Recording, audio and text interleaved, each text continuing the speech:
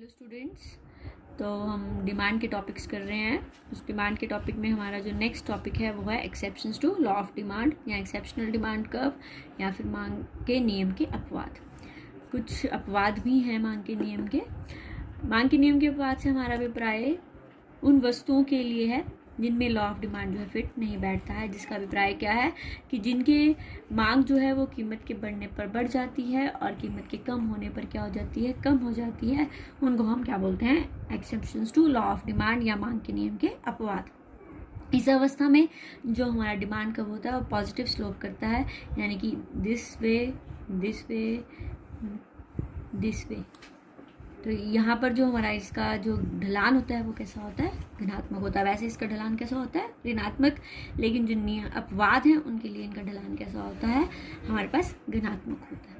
इसको हम कौन सा स्लोप बोलते हैं, पॉजिटिव स्लोप बोलते हैं। कौन कौन से ऐसे एक्सेप्शंस हैं जहाँ पर लॉ ऑफ डिमांड जो है फिट नहीं बैठता है। पहला आर्टिकल्स ऑफ डिस्टिंक्शन और वेबलन गुड्स। इसको वेबलन क्यों कहा गया है, क्योंकि इसका जो प्रोपाउंडनेस थी वो हमारे पास अमेरिकन इकोनॉमिस्ट टी वेबलन ने की थी, इसलिए इन आर्टिकल्स ऑफ डिस्टिंक्शन को हम क्या बोलते हैं, वेबलन जो है गुड्स बोलते हैं। आर्टिकल ऑफ डिस्टिंक्शन या लग्जरी गुड्स जैसे ज्वेलरी होगी या हमारे जो आर्ट के वर्क हैं जो ग्रेट आर्टिस्ट के द्वारा बनाए जाते हैं वो आर्टिकल्स ऑफ डिस्टिंक्शन होते हैं। वेबलन के अनुसार इन जो आर्टिकल्स ऑफ डिस्टिंक्शन है उनकी डिमांड तभी होती है जब उनके प्राइसेस क्या होते हैं, हाई होते हैं। जो हमारे डायमंड्स हैं, हमारे जेम्स हैं या कॉस्टली कारपेट्स हैं, इनकी डिमांड ज़्यादा क्यों हुआ है, क्योंकि इनकी कीमत ज़्यादा है। इनको हम जो है डायमंड्स को या जेम्स को हम क्या बोलते हैं, आर्टिकल्स ऑफ डिस्टिंक्शन बोलते हैं, क्योंकि ये अलग बनाते हैं, एक स्टेटस बनाते हैं। इनकी मांग जो है वो इनकी कीमत के अधिक होने पर भी क्या है, अधिक है। मान लो इनकी कीमत जो है वो कम हो जाती है तो ये आर्टिकल्स ऑफ डिस्टिंक्शन नहीं रह जाते हैं। एक अगर कंज्यूमर जो है किसी वस्तु को सिर्फ और सिर्फ उसकी कीमत के द्वारा मेजर करता है, कीमत के द्वारा आंकता है और बाकी चीज़ें उसको इन्फ्लुएंस नहीं करती है, तो वो क्या करता है, कम कीमत पर कम वस्तु लेता है और अधिक कीमत पर क्या लेता है, अधिक वस्तु लेता है। इसलिए इन वस्तुओं पर लॉ ऑफ डिमांड जो है फिट नहीं बैठता है। दूसरा आता है हमारे पास इग्नोरेंस, अज्ञानतावश।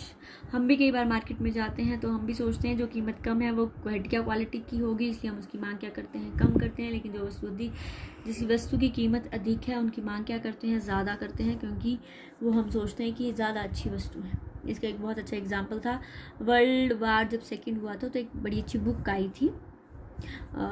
उस बुक की कीमत जो थी वो उस समय जो थी वो 10 शिलिंग्स के बराबर थी और यूके में पब्लिश हुई थी, लेकिन उस समय इसकी मांग नहीं थी क्योंकि इसकी कीमत जो थी बहुत कम थी और कस्टमर्स जो हैं वो इसकी तरफ अट्रैक्ट नहीं हुए।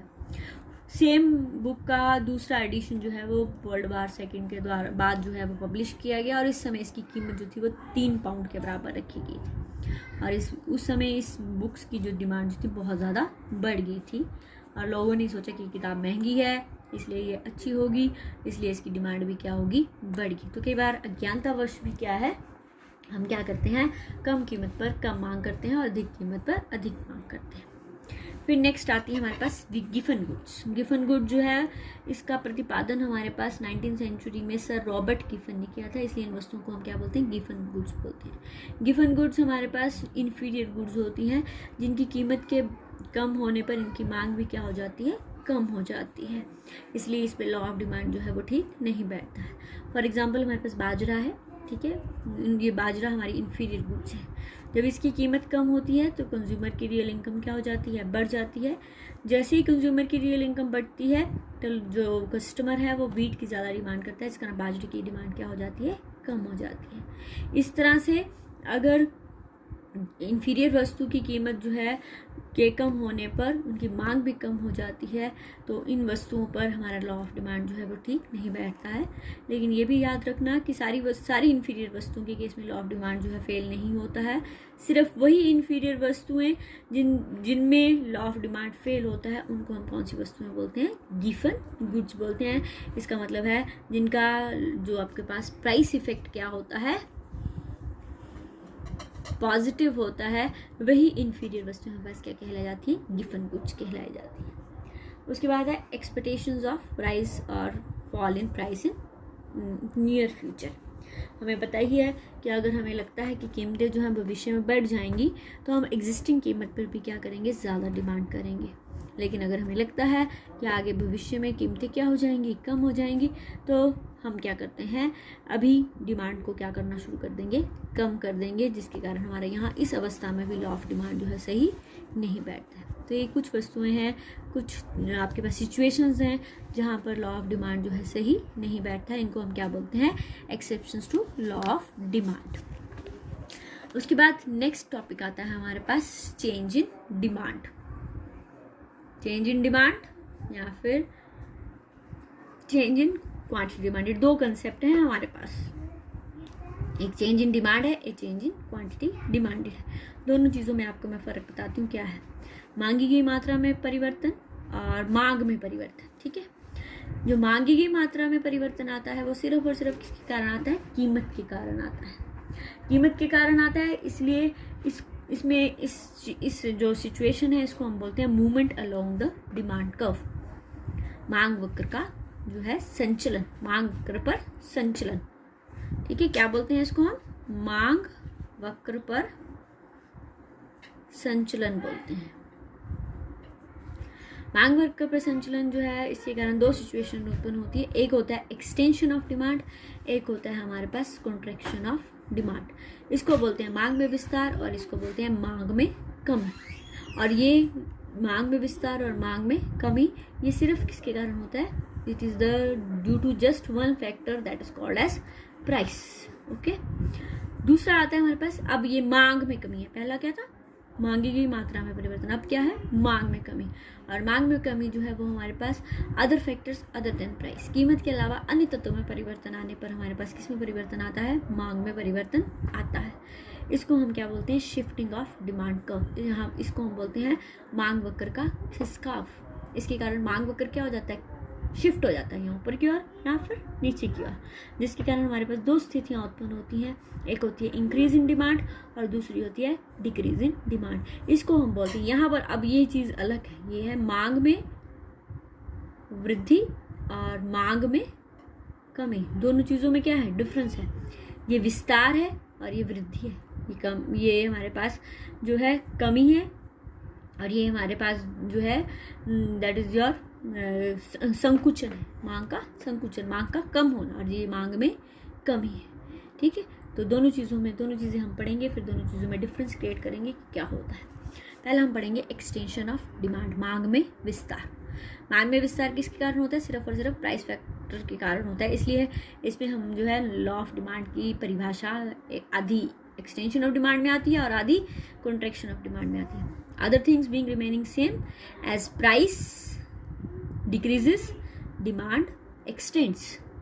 मांग में विस्तार से हमारा अभिप्राय क्या है कि जब हमारे पास कीमत अन्य बातें समान रहती है तो कीमत के कम होने पर मांग जो है वो बढ़ जाती है। इसको हम क्या बोलते हैं, मांग में विस्तार। ये मैंने टेबल और आपके पास डायग्राम के द्वारा दिखाया है। ये हमारा टेबल प्राइस और क्वांटिटी डिमांडेड को दिखा रहा है। जब हमारी कीमत जो है 5 रुपये है तो क्वांटिटी डिमांडेड कितनी है, 1 यूनिट के बराबर है। और जब हमारी प्राइस जो है वो कम होकर 1 रुपये होती है तो हमारी क्वांटिटी डिमांडेड जो है वो कितनी है, 5 यूनिट्स के बराबर है। Fall in price, extension of demand, इसको हम डायग्राम के द्वारा दिखा रहे हैं। On the O axis there is quantity, on the Y axis there is price.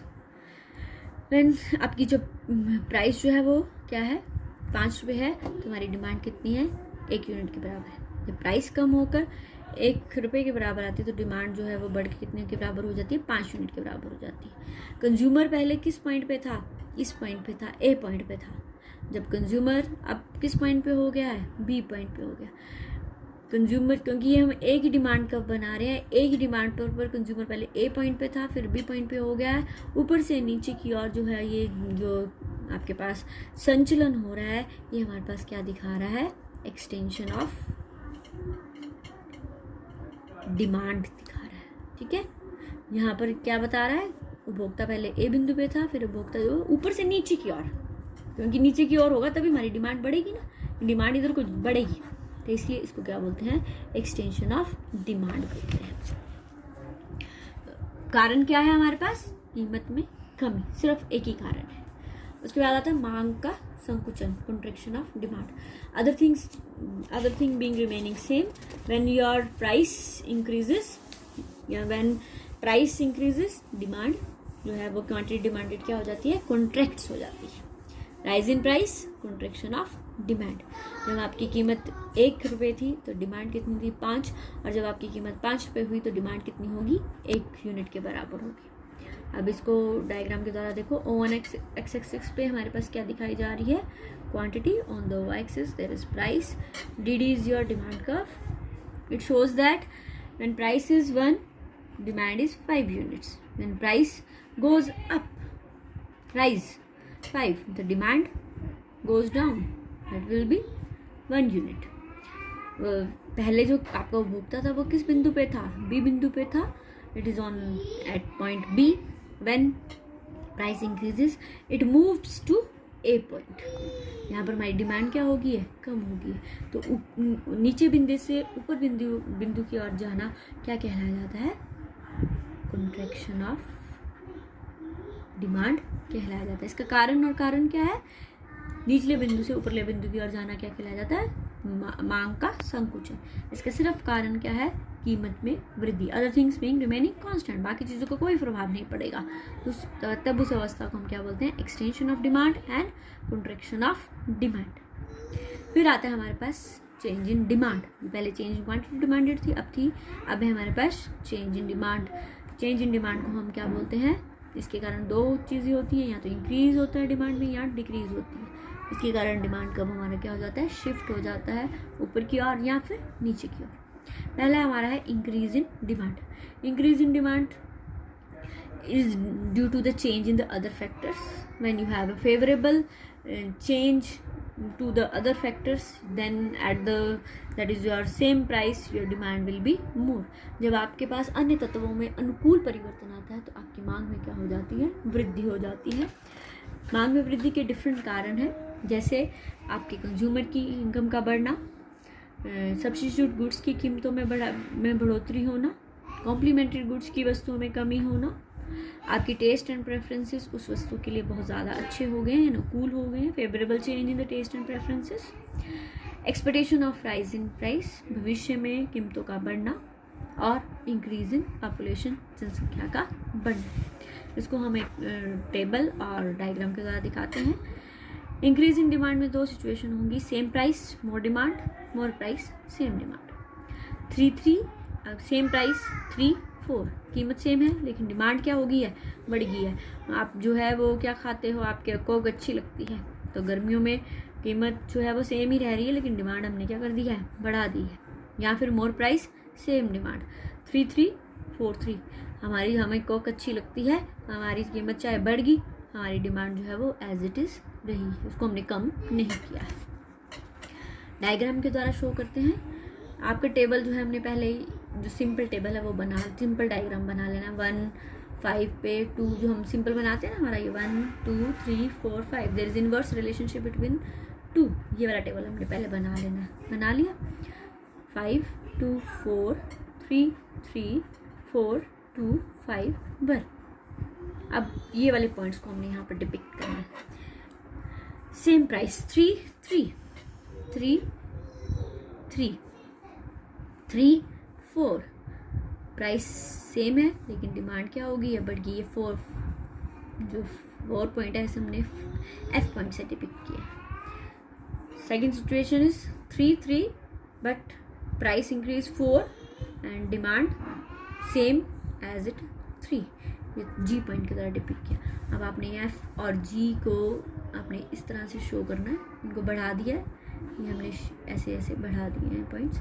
अब इन दोनों को मिलाते हुए हमने एक रेखा खींचनी है जिसको हम क्या बोलेंगे, D1 डिमांड कर्व. यानी कि ये जब डिमांड में इंक्रीज होती है तो डिमांड कर्व क्या हो जाता है, ऊपर की ओर शिफ्ट हो जाता है. देखो ऊपर की ओर हो गया ना शिफ्ट, तो इसको हम क्या बोलते हैं, इंक्रीज इन डिमांड बोलते हैं.